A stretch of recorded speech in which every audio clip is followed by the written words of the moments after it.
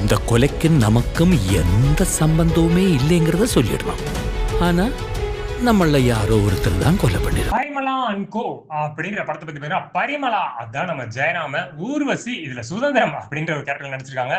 And மகளுங்கெல்லாம் Madhumitha, அப்புறம் இன்னொரு பேரு சக்தி, பராசக்தி அப்படின்ட்டு அவங்க பேர்லாம் அந்த ஆனந்திகா, அப்புறம் வந்து சஞ்சனா, இவங்க தாங்க. சோ இவங்க எல்லாரும் இருக்காங்க. இல்ல மதுமிதாவை டிஸ்டர்ப் பண்ற மாதிரி சாண்டி நிறைய விஷயங்கள் நடந்துக்கிறாரு. அதாங்க இவங்களை போட்டு டிஸ்டர்ப் பண்றது, லவ் டார்ச்சர் கொடுக்குறது, அப்படி இப்படின்ட்டு ஒரு தடவை எல்லாம் மீறி போயிடுறாப்ல. சோ அதனால இவங்க 4 பேர் என்ன முடிவு எடுக்கிறாங்க, சாண்டியை போட்டு தள்ளிடலான்ட்டு. சரி கொலை பண்ணா மாட்டிக்கோமே அப்படின்னு யோசிச்சுட்டு இருக்கும் போதே அடுத்த நாள் பார்த்தா டமால்னு மண்டையா போட்டுறாரு சாண்டி. யாரோ கொலை பண்ணிட்டாங்க அடிச்சு.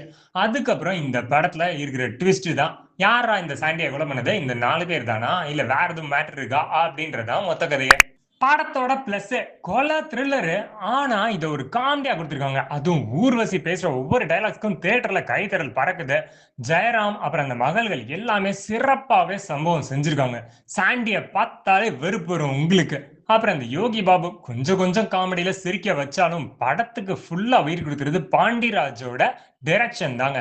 அவர் இது வரைக்கும் ஒரு ரூரல் சப்ஜெக்ட்ஸ் தான் எடுத்திருப்பாரு. இதுல மியூசிக்கும் சரி, விஷுவல் டோனும் சரி, ரொம்பவே அப்பீலிங்கா இருக்கு. இது பாண்டியராஜ் படம் மாதிரியே இல்லையே.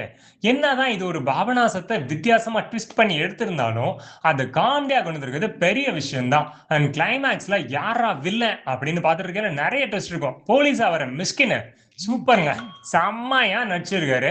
அவர் வர ஒவ்வொரு சீனுமே ரொம்ப இன்ட்ரெஸ்டிங்காவே அமைஞ்சிருக்கு. சோ அடுத்தடுத்து என்ன நடக்க போகுது அப்படின்ற ஒரு பெரிய ட்விஸ்டோட இந்த படத்துக்கு ஒரு சக்சஸ் ஸ்டோரி தான். பாடத்துக்கு மைனஸ் அப்படின்னு ஏதாவது கேட்டீங்க அப்படின்னா, அந்த 4 பேருக்கு ஏதாவது நடந்துருமோ அப்படின்ற பதவதப்ப அப்படிலாம் பெருசா ஒண்ணுமே இல்லைங்க. ஏன்னா எப்படினாலும் இவங்க எப்படியாவது பொழைச்சு வந்துருவாங்க, இதுல இருந்து மீண்டுருவாங்க அப்படின்ற மாதிரி எல்லாத்துக்குமே ஒரு ஃபீல் கொடுத்துட்டே இருக்காரு. அவங்களுக்கும் சரி, படம் பாக்குறவங்களுக்கும் சரி, கூட இருக்கவங்களும் சரி, இவங்களுக்கு எல்லாம் ஒன்னும் ஆகாதுபா அப்படின்ற மாதிரி தான் நமக்கு ஒரு ஃபீல் இருக்குமே. அது வேணா ஒரு குறைய சொல்லலாம். மற்றபடி இந்த படத்துல பெருசா மைனஸ் எல்லாம் ஒண்ணுமே கிடையாதுங்க.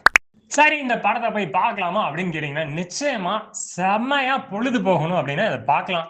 அதுவும் இந்த ஜெயராம் அவங்க அக்கா இறந்த சீன்ல ஊர்வசி பண்ற அட்ராசிட்டி இருக்கே அப்பா. அந்த டிராவல் பாலக்காடுக்கு சென்னையில இருந்து, அதுக்கப்புறம் ஒவ்வொரு சீன்லயும் அவங்க அடிக்கிற கவுண்டர் டைலாக், அதுவும் உயிர் உலக்கு அப்படின்னு நயன்தாரா கூட அவங்க பிள்ளைங்களை அப்படி கூப்பிட்டுருக்க மாட்டாங்க.